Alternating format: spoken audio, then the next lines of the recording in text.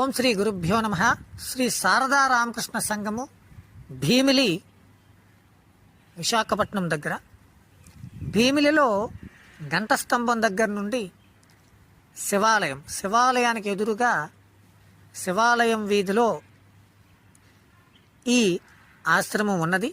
దీనిని శ్రీ అనుభవానంద గారు స్థాపించారు. విశాఖపట్నంలో ఉన్నటువంటి రామకృష్ణ మఠం కంటే ముందే ఈ ఆశ్రమాన్ని స్థాపించారు. శ్రీ అనుభవానంద గారు రామకృష్ణ పరమహంస చెప్పినట్టు సాధన చేసి ఈ ఆధ్యాత్మిక సాధనను, అనుభవాలను కూడా ఎంతోమందికి అందించారు. అలాగే మాతాజీ గారు కూడా ఉండేవారట. అలా మరి ప్రతి సంవత్సరం కూడా ఈ ఆశ్రమంలో శ్రీ శారదామాత రామకృష్ణ పరమహంస సతీమణి గారు వారి జన్మదినం రోజున ఇక్కడ కార్యక్రమాలు చేస్తూ ఉంటారు. అలా మేము మేడం మాండలిక లక్ష్మి గారు విశాఖపట్నంలో వైవస్వత మనువు లాడ్జ్ అంటే థియోసఫీ లాడ్జ్ స్థాపించారు. ఆ అమ్మ మమ్మల్ని ఇక్కడికి తీసుకుని వెళ్ళడం జరిగింది.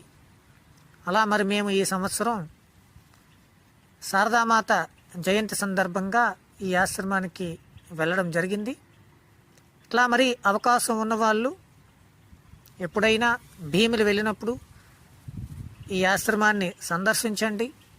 ఎంతో ఆధ్యాత్మిక అనుభూతిని మనకి ఇస్తుంది.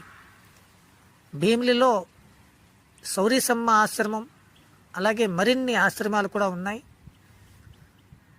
ప్రస్తుతానికి అక్కడ కనబడుతున్నటువంటి స్వామీజీ గారు ఈ ఆశ్రమాన్ని చూసుకుంటున్నారు. ఆ పక్కన కూర్చున్న వాళ్ళే మేడం మాండలిక లక్ష్మి గారు విశాఖపట్నంలో ఉంటారు.